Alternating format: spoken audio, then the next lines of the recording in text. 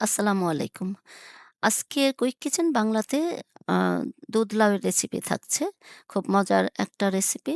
দুধ লাউ বা দুধ কদু যে যেটাই বলেন।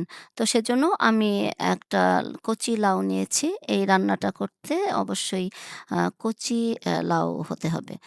তো আমি সুন্দর একটা ছোট খাটো কচি একটা লাউ নিয়েছি।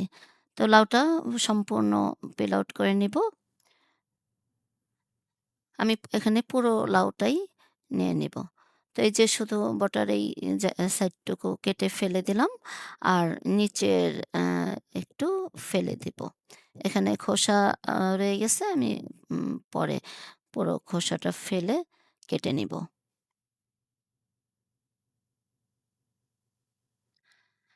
তো এই যে পুরো লাউটাই আমি খোসা ছাড়িয়ে নিয়েছি। এখন টুকরো করে নিব।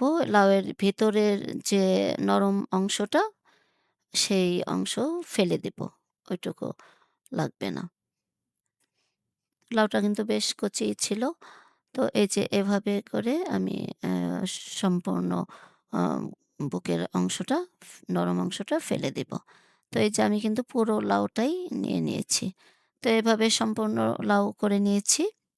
আর যে ভিতরের যে নরম অংশটা সেটাও কিন্তু আমি ফেলবো না।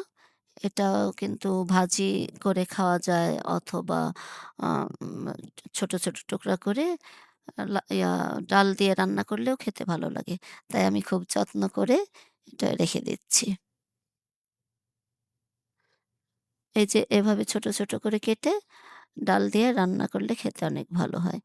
তো আমি একটা গ্রেটার নিয়েছি। গ্রেটারের একদম চিকন অংশটা দিয়ে লাউটা গ্রেট করে নিব। সম্পূর্ণ লাউটা আমি এভাবে গ্রেট করে নিব। এই যে এরকম চিকন হবে।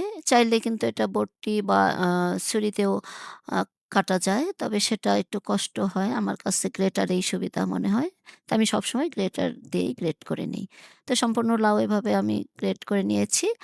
আর চুলায় আগের থেকেই পানি বসিয়েছিলাম। পানিটা বলক চলে আসছে।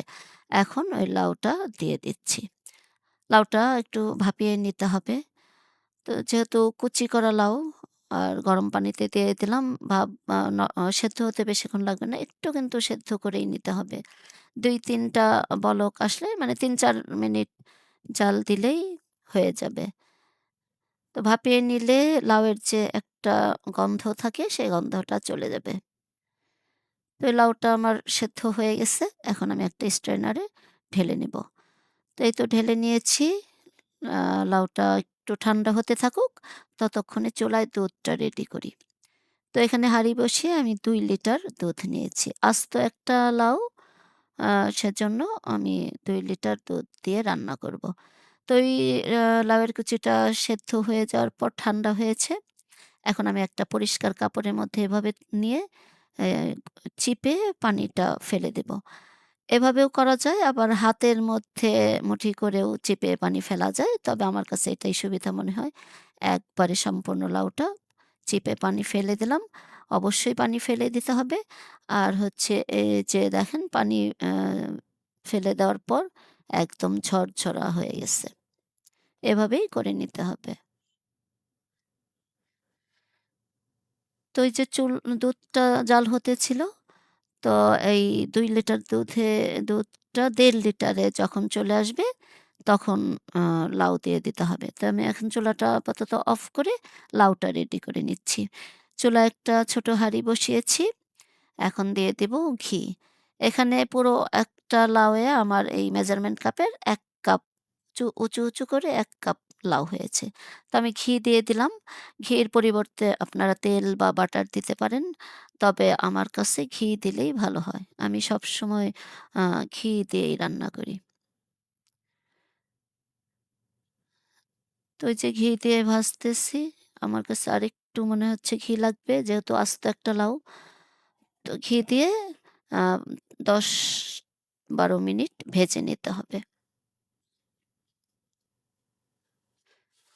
লাউ আর ঘিয়ের একটা সুন্দর একটা স্মেল বের হবে আর একটু ভাজা, ভাজা হবে। তখন বোঝা যাবে যে দুধে দেওয়ার জন্য রেডি। এই তো এভাবে হয়ে গেছে এরকম। এখন দুধে দিয়ে দিব।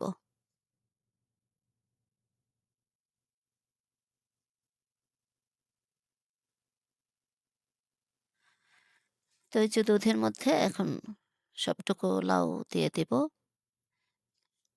হাঁড়িতে রয়ে গেছে এটাও আমি অফ ক্যামেরায় কেচে কুচে দিয়ে দিয়েছি। তো এই একটু বলক এসে একটু ঘনর মতো হলে তখন দিয়ে দিতে হবে গুড়। আমি এখানে সম্পূর্ণ আ গুড় দিয়ে রান্না করব। চাইলে আপনারা চিনি দিয়ে রান্না করতে পারেন অথবা চিনি, গুড় মিলিয়েও রান্না করা যায়। আর আমি কিন্তু অফ ক্যামেরায় ১ চিমটি লবণ দিয়ে দিয়েছি। আ সেটা হ্যাঁ, ক্যামেরা বন্দী হয়নি। লবণটা অবশ্যই দিবেন। তাই পানসে ভাবটা লাগবে না। তো আমি চেক করে নিয়েছি গুড়টা একটু কম হয়েছে মিষ্টিটা। তো আমি আরেকটু হাফ কাপ দিয়ে দিলাম গুড়। এই গুড়টা আপনারা আপনাদের টেস্ট অনুযায়ী দিয়ে দিলেই হবে। আচ্ছা এখন যেটা করতে হবে চালের গুঁড়ি। এখানে চালের গুঁড়ি ২ চা চামচ চালের গুঁড়ি আমি নিয়েছি একটু খাবার পানি দিয়ে গুলিয়ে। এটা অবশ্যই দিতে হবে।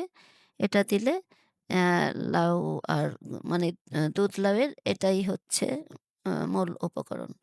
এটা অবশ্যই দিতে হবে।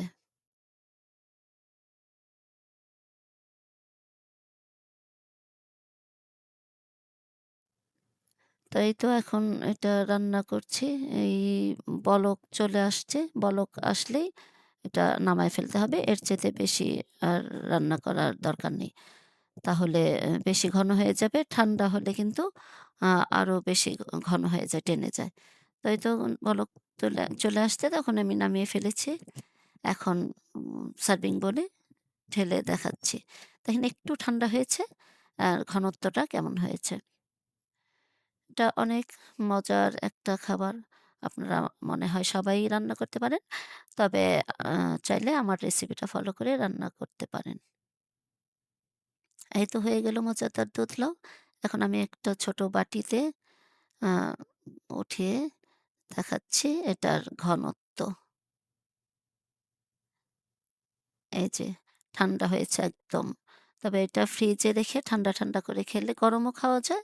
আর ফ্রিজে রেখে ঠান্ডা করে খেলে আরো বেশি ভালো হয়। ঠিক আছে? সবাই ভালো থাকবেন। আল্লাহ হাফেজ।